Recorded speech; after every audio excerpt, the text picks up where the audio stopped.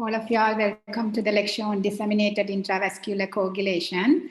I will be explaining to you all what is meant by disseminated intravascular coagulation. Usually we say it's a DIC. So I'm expecting all of you all to able to say at the end of the lecture, it's like you should be able to define what is disseminated intravascular coagulation and describe the etiological factors, and also you should be able to describe the pathogenesis. That means how the DIC occurs, and you should be able to say how the patient will be presented if there is an undergoing DIC. And also you should be able to say how am I going to diagnose DIC, and assessing the severity of the condition and monitoring for response to therapy, and also outline the principles of management of the DIC. So what is DIC? So hereafter I will be using the word DIC. Now you all know it's D stands for disseminated, I stands for intravascular, C stands for coagulation. So usually we used to say that's DIC, and hopefully half of you all must be knowing already the word DIC. So what is DIC? So DIC is there will be a systemic activation of coagulation. So that means everywhere in your body, in your intravascularly, within the vessel, there will be an activation of coagulation process. So by now, you all must be knowing that what is meant by the word coagulation. So basically, how the blood clot forms. That is explained by the word coagulation. So because of the systemic activation of coagulation, there will be a thrombus formation. So thrombus is a medical term that we use to say blood clot. But in a lay language, you can say this is a blood clot. So because of the activation of coagulation, there will be a thrombus formation. So it happens within the vessel. So obviously this blood clot will be obstruct the small and mid-sized vessels. So what will happen if there is an obstruction of the blood flow within the vessel? So it's a simple, everybody can say that if there is a block or if something obstructed to the vessel, the distant organ will be compromised with blood supply. So later on, the organ starts to fail. Then we call that as an organ dysfunction. Then we'll call that organ failure. So that is the one of the mechanism or how you can explain what is DIC. So with these three in sentences, in the 3 lines, I have given the explanation for DIC. So this is how the thrombotic component in the DICs occurs. So at the same time, because of the thrombus formation, there will be a consumption of the platelets and proteins is meant by the clotting factors. So because in the coagulation to occur, as you all must be knowing by now, there will be an intrinsic pathway and extrinsic pathway. So from old age, we used to say it's an extrinsic pathway and the intrinsic pathway, but later on, it has been identified, the coagulation, how it occurs in the body is a bit of a different, because there is no two different things not happening in the body. It happens as collectively the intrinsic and the extrinsic pathways occurs. But if you all know in a paper or in a books, if you know it's an intrinsic pathway and extrinsic pathway, it will help to interpret and you can identify where will be the clotting factor would be deficient. So now because of the thrombus formation, for the thrombus to form, the platelets will be used, and also coagulation proteins like clotting factors will be used. Because of that, there will be thrombocytopenia and the low concentration of clotting factors. So as a result of these low platelets and deficient clotting factors will lead to bleeding manifestations, or there will be a hemorrhagic complications. So in a nutshell, there will be a widespread activation of the coagulation. As a result of that, there will be a widespread thrombi formation within the vessel. Because of that clot formation, there will be a consumption coagulopathy will lead to the bleeding manifestation. So always you have to remember DIC is not a disease. Why I have said? Because DIC won't occur on its own. There should be underlying trigger factor to activate this coagulation process. So that's why we always say DIC is caused by underlying triggers. So that's why I say that always is secondary to an underlying condition, such as severe sepsis can be a malignancies. Malignancies can be hematological or solid malignancies, and also trauma. But I will be going into detail later on the triggers for DIC. So this is the causes of DIC. So basically, these are the main triggers to activate your intravascular coagulation process. So the main day-to-day life, we see severe infection or a sepsis can lead to DIC, because many of the patients who are admitted to the MICU, you know that they'll have some sort of a DIC. So any potential microorganisms can cause, like gram-positive and gram-negative bacteria, viruses, and fungi. And also there can be a parasitic infection as well. Not only the sepsis and severe infection, the triggers can be a trauma. Maybe after a road traffic accident with a serious tissue injury or head injury, they can end up having DIC. Because of these tissue injuries, there will be a tissue factor will be released, so that will stimulate the coagulation process. And malignancy, as I have mentioned earlier, it can be a solid or hematology malignancies. Out of these hematology malignancies, probably by now, you all must be knowing leukemias. Out of that, acute promyelocytic leukemia is very common to present with the DIC. Because patient can present with just DIC, then you will investigate for the cause, then you will be able to detect there is underlying malignancy resulting DIC. Even it can occur in the obstetric complications like placental abruption, amniotic fluid embolism, and intrauterine death. Even those conditions can lead to DIC. There are other causes like vascular abnormalities like large vessels aneurysm, giant hemangiomas can result in DIC as well. And snake bites is where we commonly see the patient ended up having DIC. So there is some miscellaneous cause as well. So for what I try to explain or to show from these slides is you should know what are the triggers for DIC.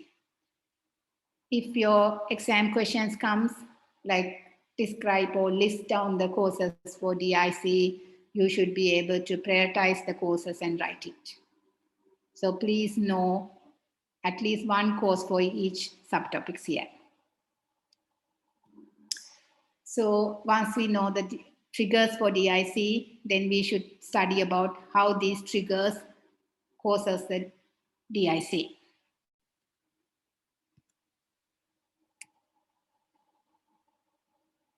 So before I describe or explain to you all how these DIC occurs, you should know the normal coagulation process. So as I have mentioned earlier, there will be an intrinsic pathway and extrinsic pathway. There are several factors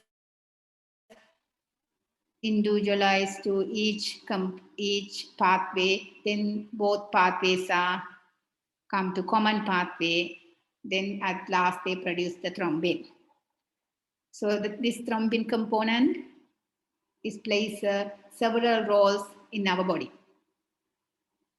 So here in the upward, where you can see thrombin stimulates or activates the procoagulant factors. So when there is a procoagulant factors get activated, like factor 8, factor 5, and factor 9, there will be an activation of coagulation. So at last, it will cause the blood clots to form. So the thrombin not only stimulating the coagulation, as well as it stimulates the anticoagulant as well. So in our body, blood clot formation and also preventing the excess formation, we have several mechanisms in our body. So there is a balance in our body not to form too much of clot as well as not to cause too much of bleeding as well. So there is a balance between the procoagulant as well as the anticoagulant pathway. So it not only acts on the procoagulant, it acts on the anticoagulant as well. As we know, anticoagulant, it helps to prevent the clotting. So there will be a balance in the mechanisms. So likewise, there will be activation of pre-fibrinolytic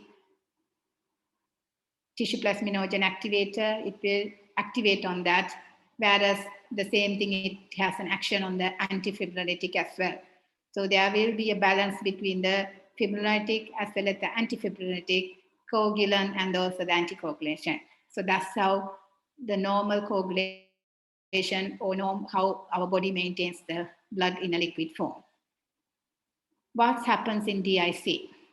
As we know, there will be a widespread activation of coagulation. So we expect that there will be an excess of thrombin formation in our body. So this excess thrombin will lead to the several ways. It will cause us either bleeding or thrombosis. That's why I have told you, DIC patients can present with either thrombosis or bleeding manifestations. So in excess thrombosis, if there is a stimulation of anticoagulation consumption, so as we know that there will be a thrombosis formation because anticoagulant is the agent help to prevent the clot formation. But whereas if there is a excess consumption of anticoagulant, there you will be having a deficient in our body that will lead to blood clot. So what are the natural anticoagulant in our body? Is activated protein C, antithrombin, protein S, R, and where will have the natural anticoagulant in our body. So heparin is the one we give it from outside. If these three are the kind of a treatment what we'll do when there is an excess thrombose blood clot in our body. So likewise, in your right hand side, there is an excess antifibrinolysis. So there again, that will lead to the thrombosis. So these two mechanisms lead to thrombus. So as we already mentioned, if there is a usage of so many factors and platelets in order to form the blood clot, eventually that lead to the deficient in clotting factor and platelet. So then patient will start to bleed. So in that point, we have to give several blood components to counteract these bleeding manifestations. So like there will be an activation of fibrinolytic pathway. So there will be a hyperfibrinolysis that also again causes the bleeding manifestation.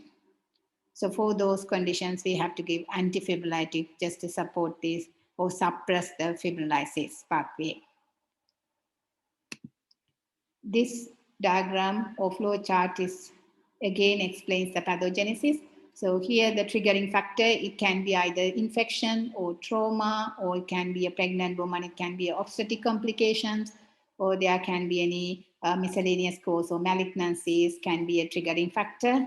So this triggering factor will cause the tissue damage and the endothelial disruption in a blood vessel. So there will be a release of tissue factor in the circulation. So as you all know, tissue factor will start to activate the intrinsic pathway by binding to factor 7. So tissue factor, factor 7A complex will activate the rest of the pathway in coagulation. So here it says that this pathway is activated and ultimately there will be excess of thrombin formation. So this is again, this picture shows what will happen to your procoagulant factor and anticoagulation. Here, these are the natural anticoagulants will start to reduce in our blood, and also what will happen to the other component which needs for blood clot formation, like platelet and other factors will be start to reduce. So there will be a two mechanism you should remember. Like one is excess of thrombin formation will cause the thrombosis. So meantime, there will be a consumption of platelets and clotting factors can lead to hemorrhage. So the patient can present either way, but usually we see hemorrhage is the main clinical manifestations of DIC. So at last, all these can cause to organ dysfunction and later on it starts to failure. That's why we have heard many of patients, many of the consultants, they discuss the patient in the ICU say that patient has gone into multi-organ failure. So this is how each organ starts to failure because either thrombosis or bleeding. So this is just to know that how the fibrinolysis is, mechanism is, because you will be studying in D-dimers and FTPs, fibrinogen degradation products, because later on when we investigating the DIC patient, we will be doing some of these tests as well. So in our body, how this fibrinolysis occurs. So as we know, the last step in the coagulation common pathway is thrombin form the fibrinogen into, convert the fibrinogen into the fibrin. So here is the thrombus acts on that. So later on, fibrin mesh is formed. This fibrin mesh is cross-linked with factor 13, and there you can see the cross-link here where it's not here. So the cross-link are formed by this factor 13, and at last, this is how the clots in our body works, because we have to have a certain extent of clot formation in our body also, because you should have these mechanism in case if you have a trauma or if you have any vascular injury to your body and your body starts to stop bleeding furthermore by forming the clot. But here we are discussing in DIC is excess of thrombus formation. So it is more than the adequate level, there will be a formation of blood clot that eventually causes all clinical manifestation. So later on, this cross-linked fibrin mesh will be break down by the plasmin in our body into FTPs or D-dimer. Why we call D-dimer? Because as you know, the fibrin component, it has a central E domain and two D domains. So at last, when these clot is break down, it will produce the D-dimer because there is a two Ds in this particular component. This is how it will be break down. So then you can measure this D-dimer as well as the fibrinogen degradation products. And because if there's a clot, there will be an increased D-dimer in our body. So as summary in the pathogenesis, there will be a systemic inflammatory activation. So that means we hear the cytokines also plays an important role in order to activate. As I have told you, one of the factors is a tissue factor. And not only that, there are other cytokines also activate the systemic inflammation. So those lead to initiation and propagation of procoagulant pathways and that start to the pathway of clot formation. So meantime, there will be an impairment of the natural anticoagulant like protein C, protein S, antithrombin. So that has to be get suppressed in our body in order to form the clot. And there will be a suppression of endogenous fibrinolysis, platelet activation, and fibrin deposition. And there is other mechanism also, intravascular webs, where you get an extracellular traps. We call that as an X, consisting of denatured DNA form because it comes from the damaged cells. And this also usually it helps to remove the pathogens, but in DIC it will start the activates the coagulation as well, these products. And also when the cells break down, it will release the DNA protein that also causes the activation of coagulant. So basically, you all should know there are several factors or several triggers leads to the DIC in several mechanisms.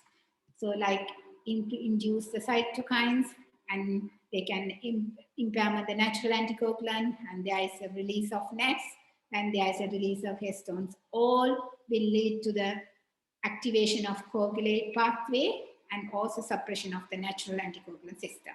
That's how the DIC occurs. So there, when there's, as I have already mentioned this, when there is an activation of coagulation, because this is a widespread of coagulation, there will be a usage of clotting factors and the platelet excessively. So that lead to the, at last, it will lead to the exhaustion of the clotting factors and platelets may occur. So that's lead to the bleeding manifestation. So how these patients can present? So that's we say is a clinical manifestations. So clinical manifestations are, because most of the time they can have a certain extent of DIC component, but we won't be able to catch up with seeing, looking for a clinical features.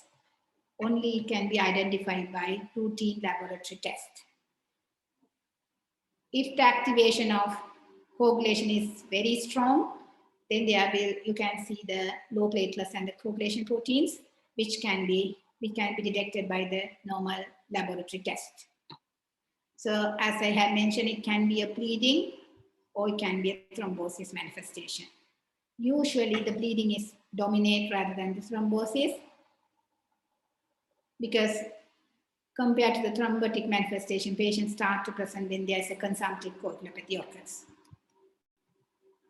So in bleeding, how can they present with the bleeding manifestation? It can be just the oozing from venipuncture sites, or it can be a major bleeding manifestations like GI bleeding or intracranial hemorrhage.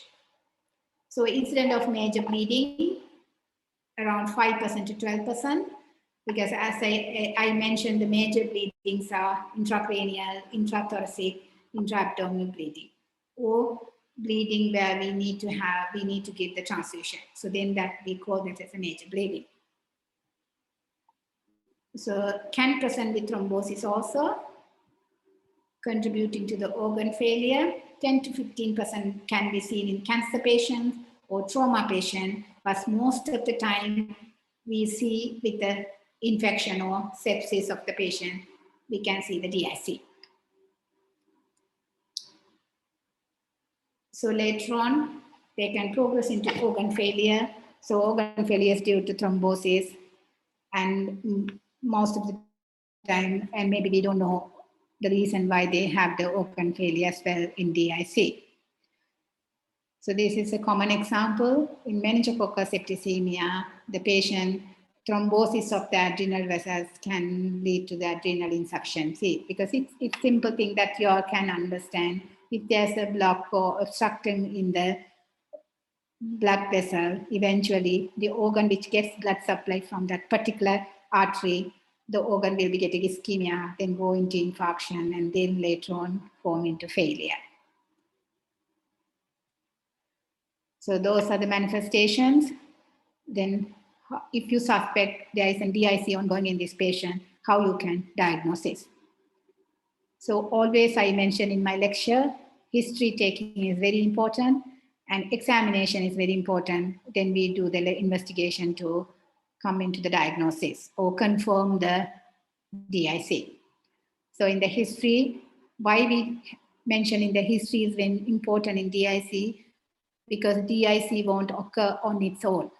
Always there should be an underlying cause or triggering factor to lead the DIC. So most of the time we'll be able to catch the trigger factor by getting a detailed history from the patient. And also equally, you will do an examination and you will find it, any examination finding helps to narrow down your diagnosis. And investigations, there are lab investigation I will be doing with the next slide. So we'll move into the next slide.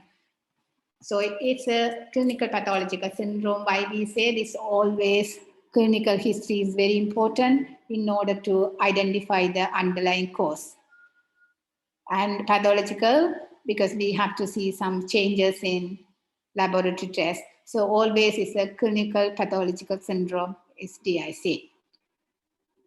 So you know that in coagulation, the screening test or basic test that we'll request is prothrombin time. It's denominated by PT, and APTT is activated partial thromboplastin time. It's an APTT. So these are the basic coagulation tests. As a screening, we requested.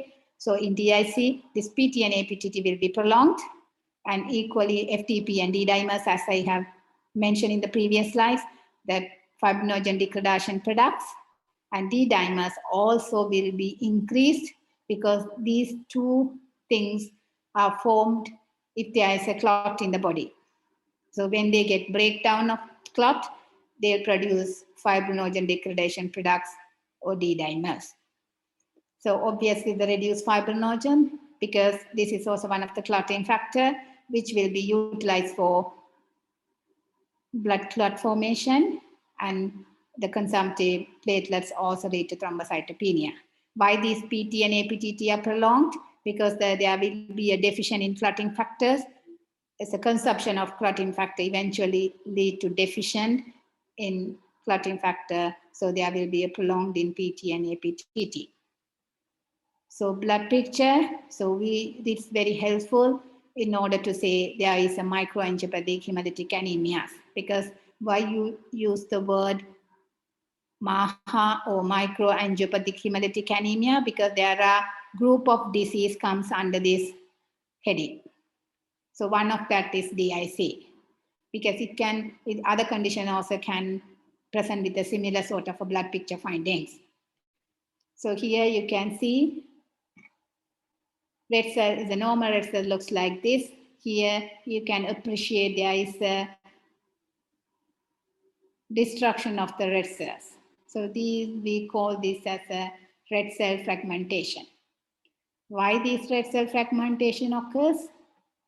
Because we know in pathogenesis of DIC, there will be a microthrombi in the small and the mid-sized vessels.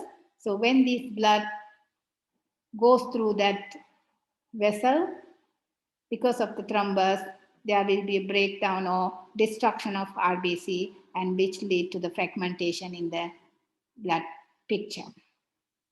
So that also helps to say there is ongoing MAHA in this patient. But you have to keep it in mind, because normally we expect that there should be a prolonged PT and APTT and reduced fibrinogen and reduced platelets.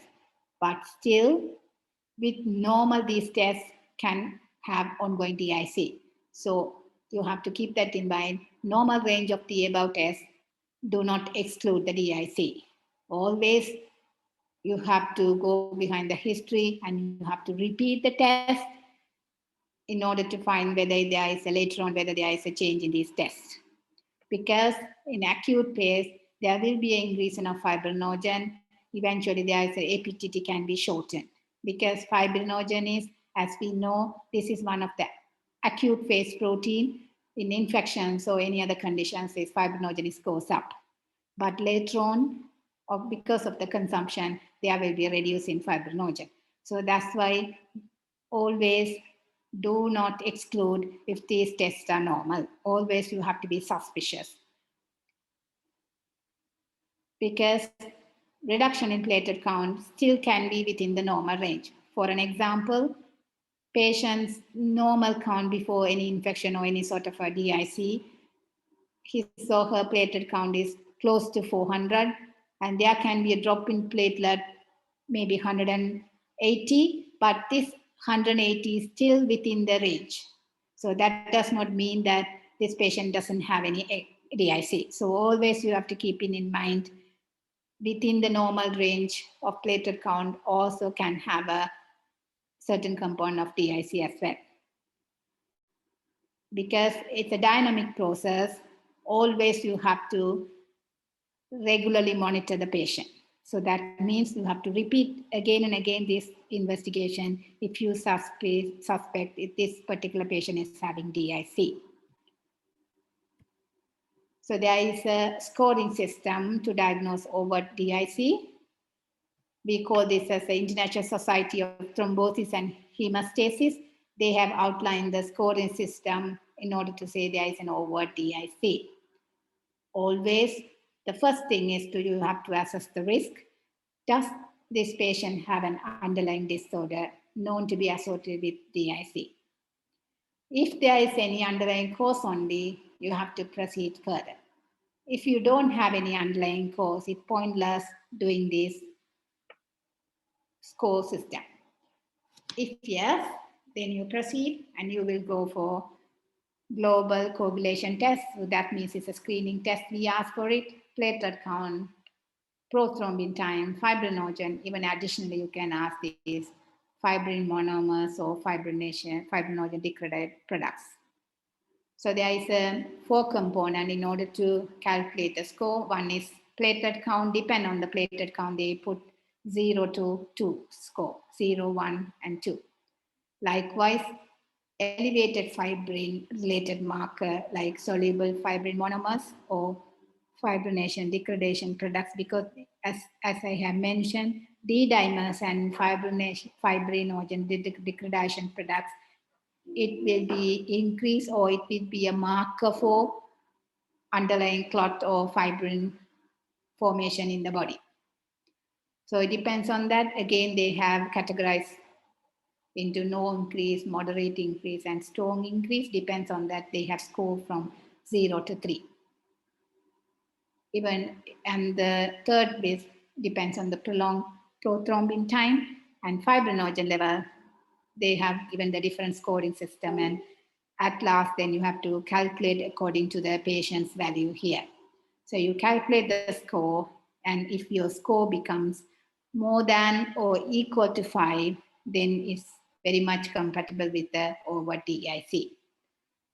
So then you have to repeat scoring daily, not only for this overt DIC, but also if the scores come less than 5 or maybe 1 or 2, then, but still if you have a suspicious and if you have any triggering factor in that patient, you have to again and again do the investigations until it becomes proof. You have to repeat the test again and again in order to confirm that. Because in the initial stage, it can be, the test can be normal and your score becomes less than 5. But later on, the score can go up more than 5 or equal to 5, then you can diagnose as overt DIC. So this slides to show that, because there are some differential diagnoses in DIC patients as well. Because just seeing the PTA, PTT increase and the fibrinogen low and the platelet count low does not mean that always the patient is having DIC. So always you have to think about the other causes can give rise to similar sort of a coagulation or test results.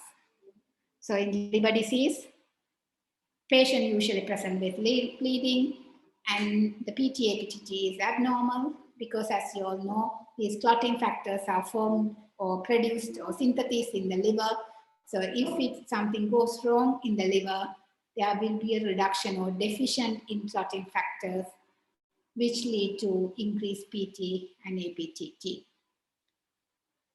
So If there's APTT, PT prolonged and platelet count is low and fibrinogen low, does not mean that patient is having DIC.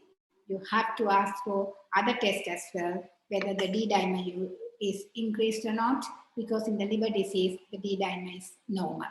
So please keep that in mind. If there's an increase in the D dimer, usually you get because of the clot, but it can go up secondary to other causes as well. But if the D dimer is normal, you can 100% exclude patient doesn't have any thrombo or blood clotting his or her body. Because this D dimer comes from breakdown of fibrin mesh. So to fibrin mesh to form, there should be a clot in the body. So keep in mind, liver disease, the D dimer is normal, and the factor VIII levels are also normal, because factor VIII is not produced in the liver. It produced in the endothelium as well as in the platelets. So other differentials are microangiopathic hemolytic anemia. As I have mentioned, DIC is one of that, but there are other conditions also comes under topic of microangiopathic hemolytic anemias, because they share the common features in the blood cell, like having red cell fragments, microspherocytes, and there will be evidence of hemolysis. So like HELP and TTP, which is one of the emergency in hematology, because you have to treat them and there for the patient. Otherwise, the mortality is very high. So here, microthrombi is common, whereas the liver disease is bleeding is common.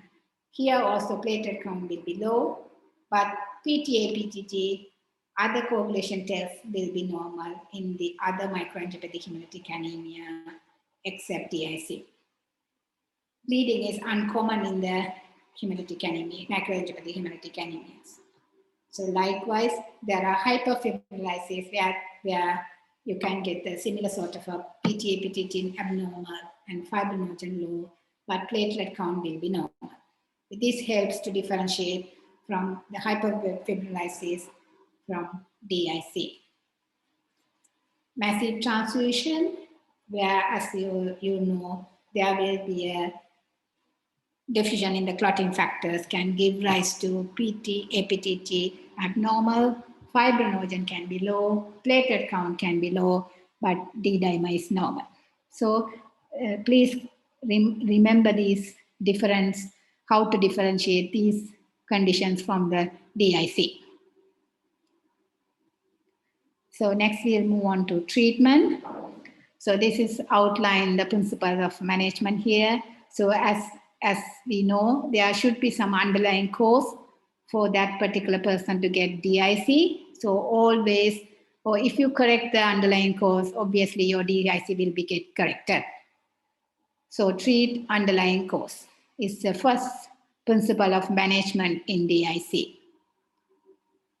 Patients without bleeding, based on abnormal lab results, don't give any blood components or blood products. Because just seeing the report, high PT, high APTT, low fibrinogen, low platelet, but patient doesn't have any clinical manifestation. So don't go and give any blood components unnecessarily. If patient having any bleeding or patient is having a risk of bleeding, that means if the patient needs to go for any invasive procedures, then obviously we know that procedure can lead to bleeding. So in this group of patient only, in DIC, you will give blood components. Like platelet, you try to keep above 50. If there is low platelet, then obviously you have to give platelet transfusions. Fibrinogen also, you try to keep above 1.5 in case if the patient is having any bleeding. So the way of correcting the fibrinogen is giving either cryoprecipitate or fibrinogen concentration. I think fibrinogen concentration, we don't have it in Sri Lanka, but in foreign countries they have it. So we usually replace by fibrinogen. If we want to replace it, we'll give the cryoprecipitate. Prolonged PT and APTT, because we know there is a multi-clotting factor deficient to cause the PT and petechiae. So then we can either give FFP or PCC. FFP is fresh frozen plasma. PCC is prothrombin complex concentrate. So in PCC, you have only few concentrated factors, so as we know 2, 7, 9, 10, because it's only vitamin K dependent factors are there in PCC. So if you think that is something goes wrong because of these vitamin dependent factors, you can give PCC. But most of the time it's advisable to give FFP, because in FFP you can have, you will be having almost all the factors in FFP. But only disadvantage of giving FFP is because it's a large volume you have to give it, and whereas in PCC is a small volume which replaces these vitamin K dependent factors. And also you will keep hemoglobin for a certain level, thus by giving a red cell concentrate transfusion. So these are the principles or outline the management in DIC. So always you have to treat underlying cause, and if patient doesn't have any bleeding, you don't need to rush and give anything. But if the patient is bleeding, you try to keep platelet above 50 and fibrinogen above 1.5, and there is, when PT auto to become normal, you give, and also red cell, you give the transfusion. So this is mainly if the patient comes with the bleeding manifestation. Equally, if there's a DIC component and patient presents with thrombosis, then you will give any anticoagulants like either heparin, or either you give it subcutaneous or enoxaparin, or any kind of a low molecular weight heparin or unfractured heparin if there is an evidence of thrombosis but patient doesn't have bleeding manifestation. Then you can give therapeutic anticoagulations. So here, this flow chart is nicely explained. Clinical suspicion of DIC, then you have to, underlying condition has to be identified, and low or decreased platelet count or prolonged global clotting, then you have the clinical suspicion of DIC. Then you do the DIC scoring, and then you say there is an over DIC, or if there is no DIC. And if there's no DIC, then you will consider repeating the test like daily, or maybe once in 2 days or something. But usually we repeat every day. If you clinically very strong suspicion of DIC, but your lab results or your score doesn't fit into that, then you have to repeat again and again to prove it whether there is ongoing DIC or not. So if it's a score more than or equal to 5, then you know that DIC is there. Then you treat the underlying condition. Here, again, I have mentioned earlier how you will be treating if the patient having a bleeding, or if there's patient has to undergo any procedure. Here, antifibrillatory treatment can be given if you suspect there's a hyperfibrinolysis. Otherwise, as a routinely, you don't give this.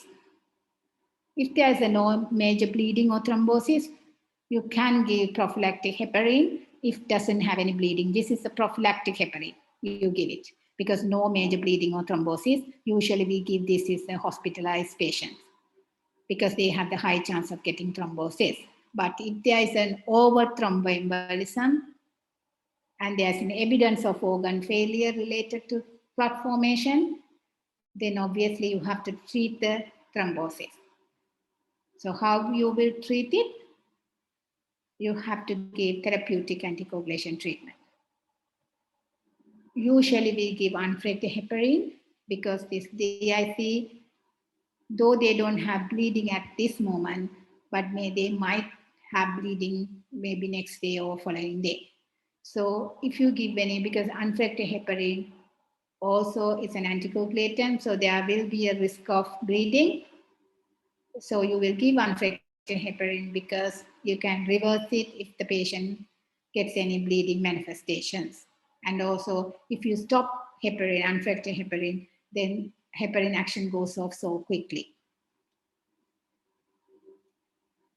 So, in summary, we know DIC is a clinical pathological syndrome And always there should be an underlying cause for the trigger, and there will be a widespread intravascular thrombi formation.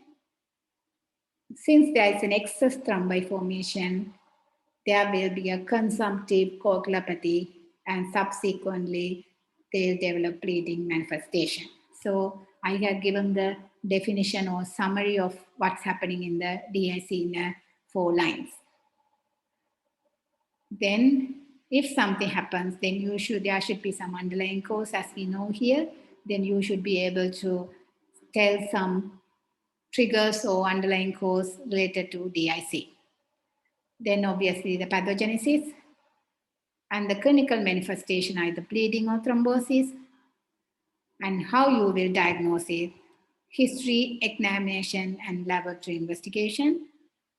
And then you should know the principles of management, such as treating underlying conditions, and also you give blood and blood component transfusion. And add on this, you can give therapeutic anticoagulation if there's a predominant of thrombosis is the manifestations of DIC. So this is a summary. You should know. Hopefully you all would have understand up to now. You all would have understood. So we'll move on to the question now. So these are some of the following results of a 35-year-old man. So what do you do next? Can somebody tell me now? It's time for you all to talk now.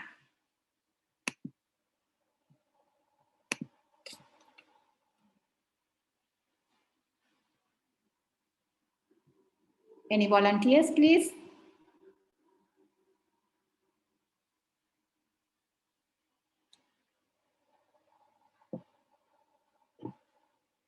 Shall I pick one from the list, participant list?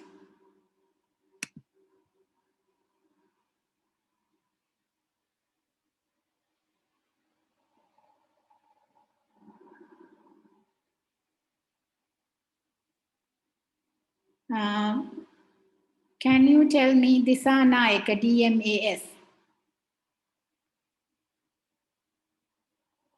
1135? Disseminated DMAS. Yes, madam. Yeah. Can you interpret this results? So the prothrombin time test. Can you speak a bit louder? I can't hear you, please. PT is prolonged, and APTT Yes. is also prolonged. Yes. Fibrinogen count is low.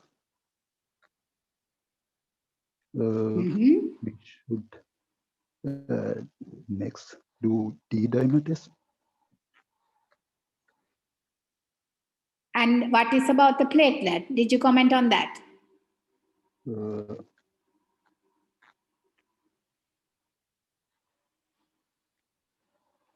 I have not given the reference range because by now you all should be knowing what is the normal range of platelets. It is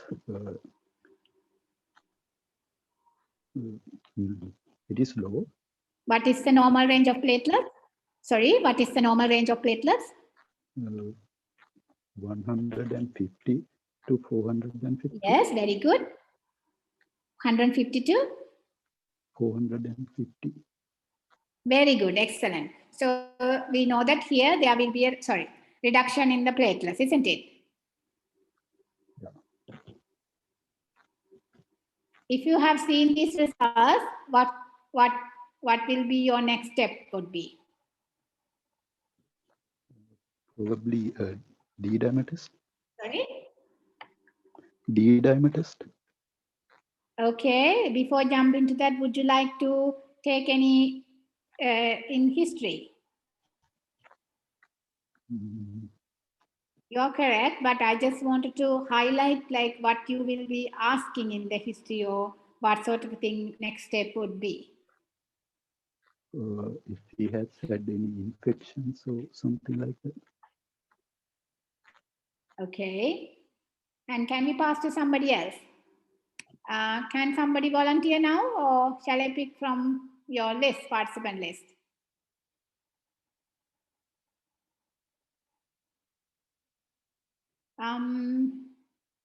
Felicia A1147, would you say something on that? Hello, Felicia. 1147.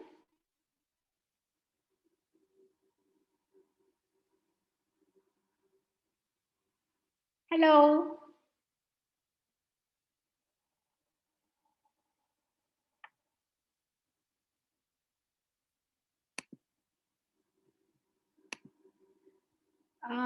Or shall we pick Jaila 1171? MHKS Jaila.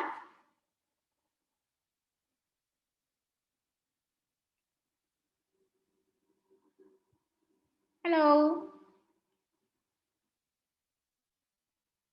Hello, MHKS Jaila 1171. Hello, madam. Hello, yeah. Would you like to say something, or what you will ask next step? What would you do? Scoring. Sorry? Scoring. Do you have anything to put scoring now? So before you put the scoring, what's your first step is in the scoring? Underlying cause. There should be underlying cause. Very good. Yes. To identify. Yes. For underlying cause, what you will do to detect that or to identify that? Take history. Very good. What you will ask from the history? Bleeding. Sorry? Bleeding. Okay. And do you think that bleeding is give rise to this? Bleeding is a manifestation of DIC, but we are now talking about the underlying cause. So what could be the trigger for him to get the DIC? Or if you think this is a DIC, and because I have not given these details to say it's DIC, but you have to think about the differential for this initial investigation. So in order to detect it or identify what could be the differential, you should know the detailed history. Am I right? Is there any trauma? Yes.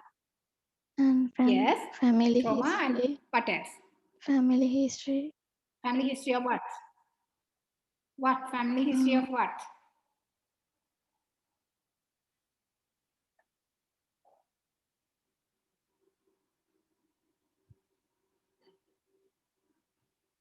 You said something family history. What do you want to ask in the family history? Family history of bleeding. Okay.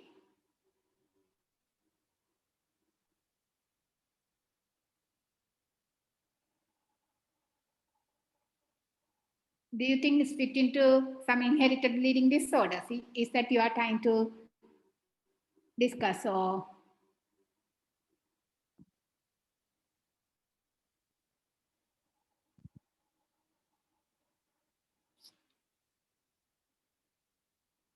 Can we pass to somebody else?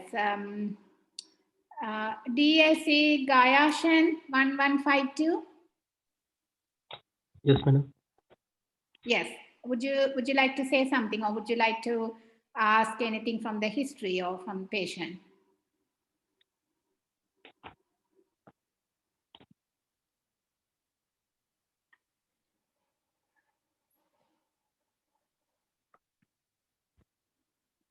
Any recent blood transfusion or something? Okay. Why did you ask that?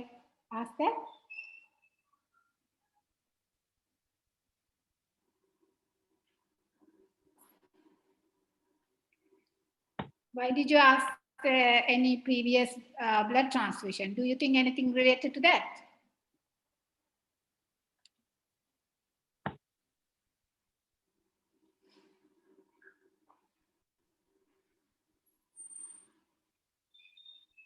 It leads Hello, Garshan. the- Are you listening? yes, madam. Okay, so why did you say so? Like previous blood transfusion? Is anything related to that or? It leads to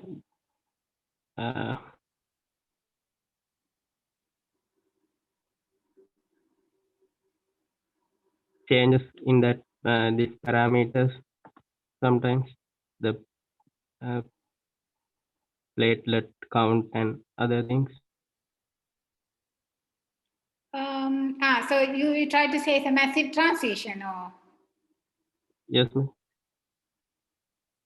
Exclude Okay, fine. that. So is that you are trying to ask whether the patient had any massive transfusion, maybe 1 or 2 days before? Is that you are trying to say? Yes, madam.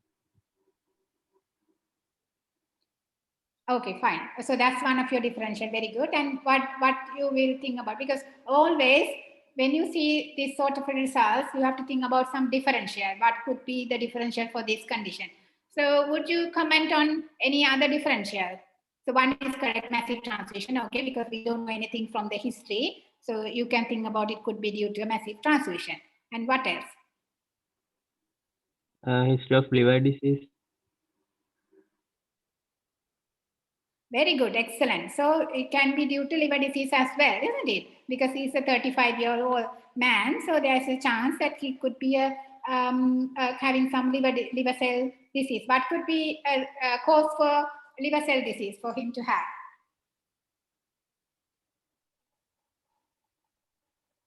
And alcohol. What do you want to ask? Excellent, very good. So alcohol history is very important because even in the liver cell disease, you can have these sort of a blood test, isn't it? Even you can have APTT can go up, platelet can go down, fibrinogen can go down, isn't it? Very good, excellent. And so you have given two differential now, massive transfusion and could be a liver cell disease. What else you are thinking about?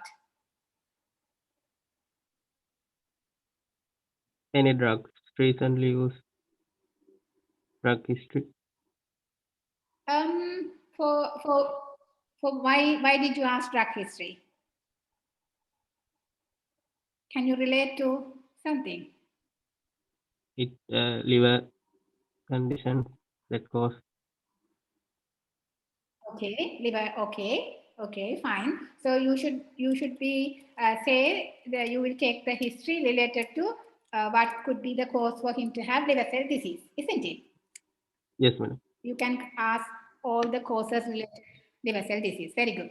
And can we pass to someone else? Very good. You have told me two differential. And can we pick one? Kuhanathan, T. Kuhanathan, 1187.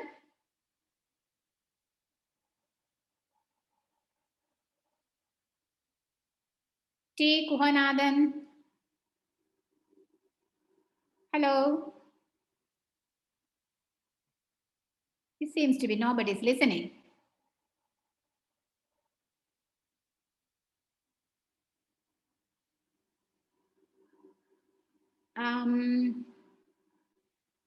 Premalal UKM 1231.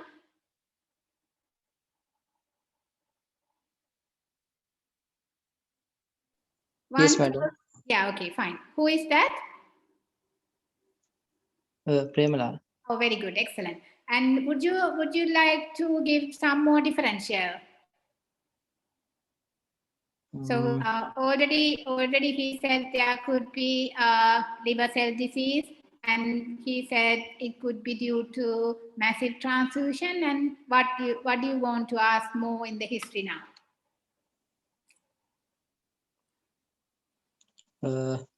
There are It doesn't other matter if you make any mistakes. differentials Yeah, like carry on. Yes. What do you think for this sort of a blood results to have? In what can be other conditions? hyperfibrinolysis. Do you think in the hypofibrinolysis can mimic like this?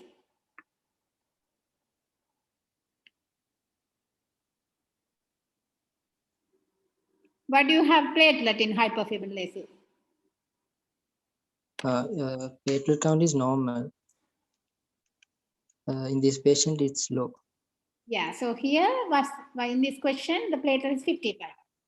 Yeah. So do you think hyperfibrinolysis can be one of the differential?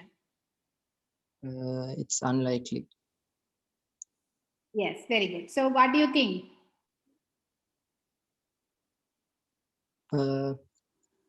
Maybe a microangiopathic carry on. anemia. Do you think microangiopathic hemolytic anemias can have PT high and APTT high? Platelet count may be low in those, but Yeah. the clotting tests are usually normal. Yes. So what's there in this in the results? Here, PT and APTT? Both are elevated. Yeah. So do you think microangiopathic hemolytic anemias can be one of the cause for this? In that case, that is also unlikely. Unlikely. Very good. So this is how you have to think what could be the differential, whether it can be this or it can be this, why can't be that. So that's how you have to think. So just studying the topic and just memorizing the topic, that's not going to help for your exam and also not helping to manage the patient. So always try to apply your knowledge. So that's very important. So less likely that this microangiopathic hemolytic anemia like TTP and helps, isn't it? So massive transfusions and liver cell disease.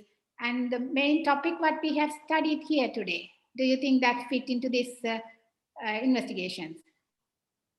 What did we study today? DIC. Very good. So DIC can be one of the differential for this, isn't it? Yes. Okay. So if you think that could be a DIC, what you will do next?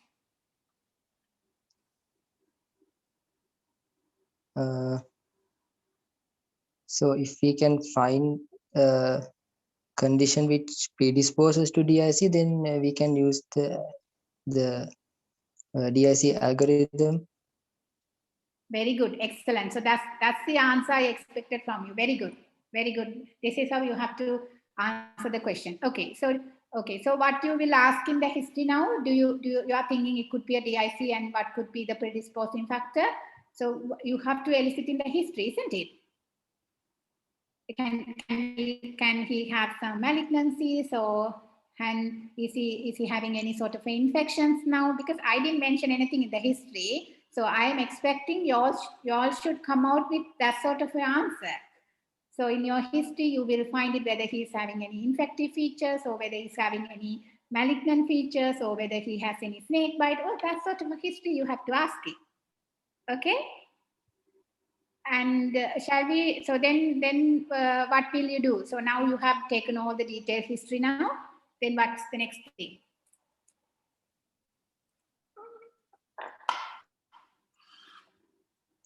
What is the next thing you will ask?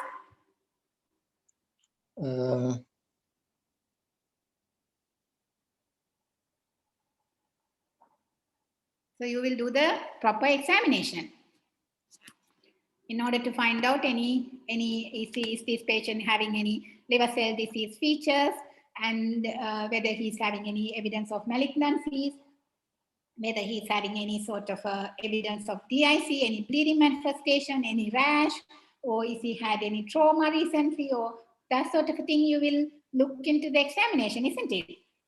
Yes, madam. Okay, fine. So shall we pass to somebody else?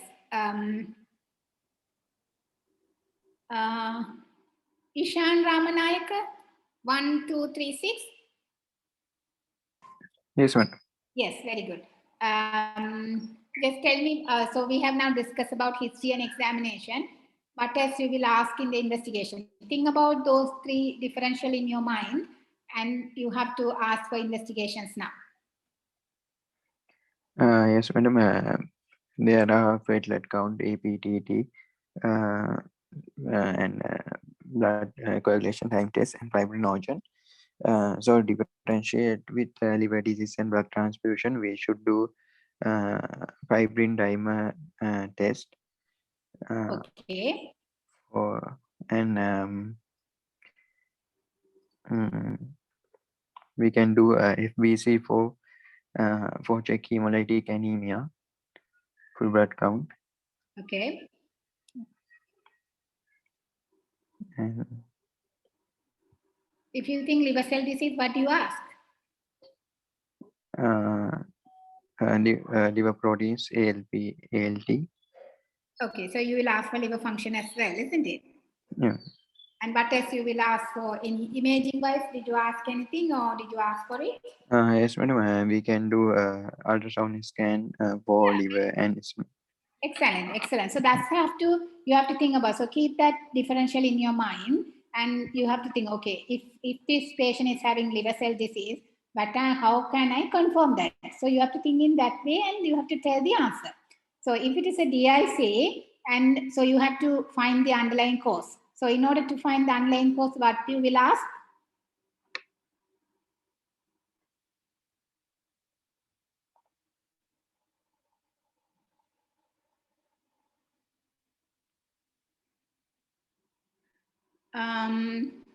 DIT, the hypoxia 1130. Yes, madam. Yeah. So okay. So in DIC, what else you will ask in order to confirm the DIC?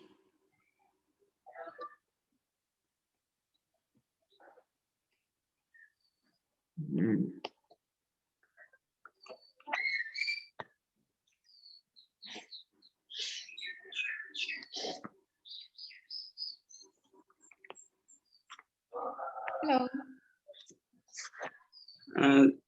Liver function test and ESR. Okay. So ESR and things. And would you like to do CRP and that? CRP.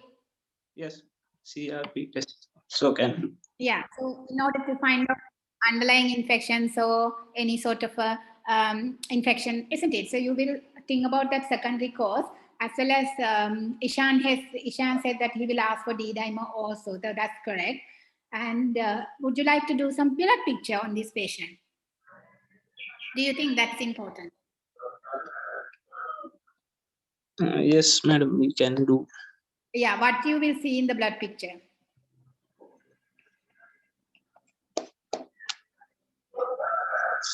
Some degradation products of red blood cells. Yeah, so say that red cell fragmentation, not the degradation product, but the word that you have to use it, red cell fragmentation. Okay? Okay. And also you can see some, if the patient is having infection, you can see some changes in neutrophils, isn't it? Yes. That will also help in the by looking at the blood picture and the dimer. And what you will do, like you have asked all these investigation now, and what if you think that said DIC, he is having some sort of a trigger now. So suppose if we say he is having infection now.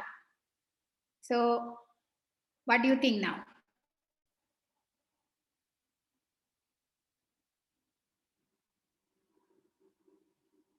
Lakshita 1196 WP and Lakshita or Lakshita, sorry. 1196 WP and Lakshita. Yes, madam. Yes.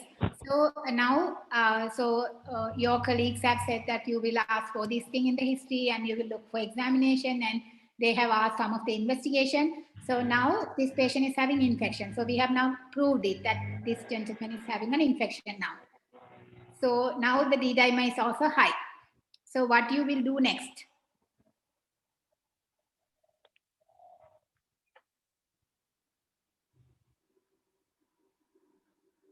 So what you will do next, Lakshita? Mm,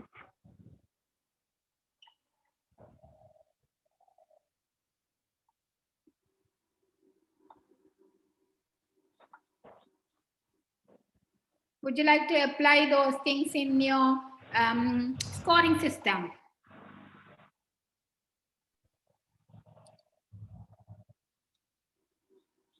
Can you remember the scoring system now? To say whether he's having DIC or not? Yes, madam. Yeah. So with these results, you will be able to. So I have given now D dimer also increased. Okay. So even though it's not here, your colleagues asked to give the results of D dimer. So D dimer is high now.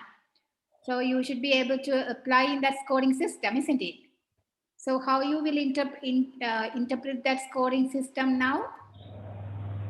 Uh, if it is less than 5, we can Yes, say very good. there's no DIC, and if it Yes. is equal or greater than 5, it's most probably a DIC. So we can Okay. treat. Excellent. Okay. So now the score is 6. Then we can So what do you start. think? It's most probably a DIC. Yes, very good.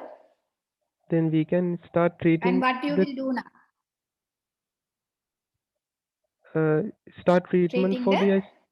the underlying conditions. Yeah. Very good. So if he's having infection now. Uh,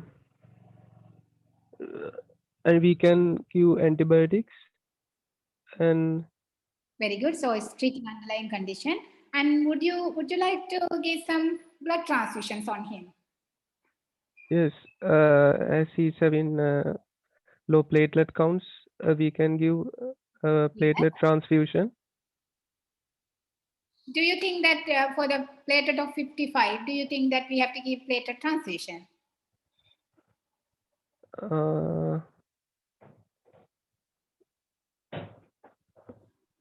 We can manage, still manage without platelet transfusion, because Very good. So it's we need to usually keep we it. don't.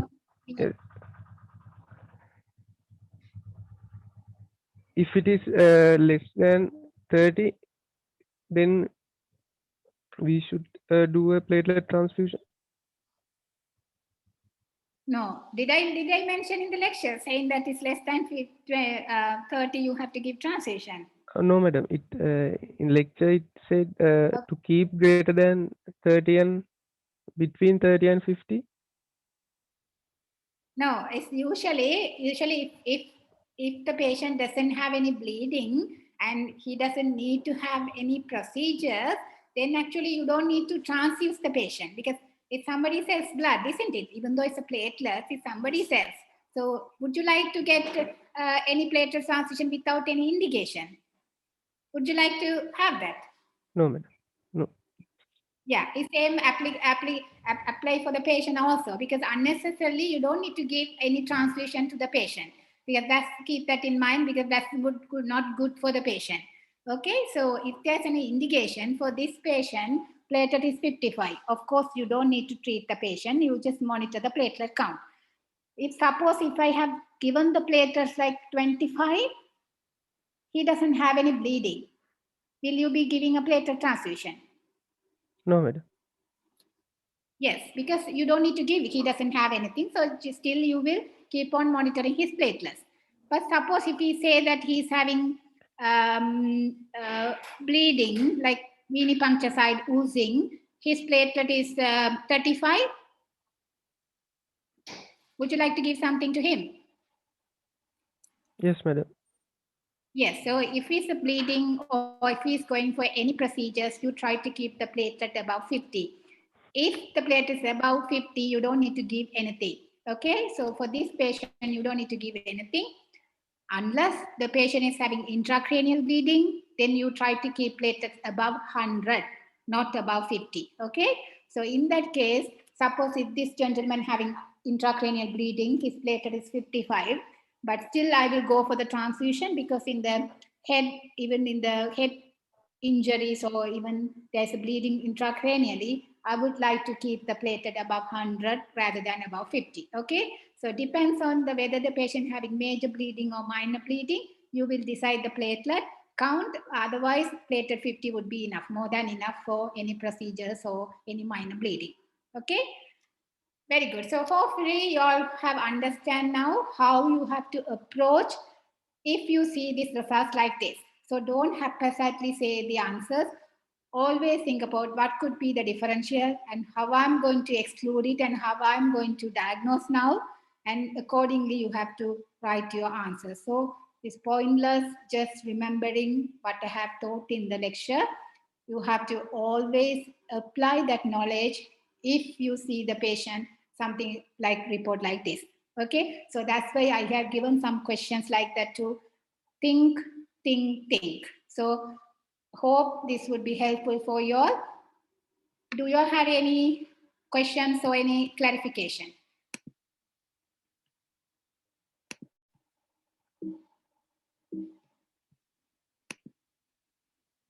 Do you have anything to ask from me now? Any clarification? Otherwise, we can end the lecture now.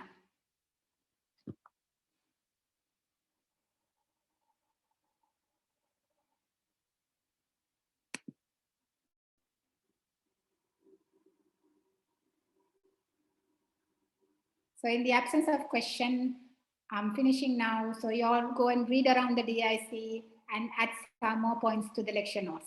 Okay. Thank you so much. Thank you so much for listening. Thank you. Thank you.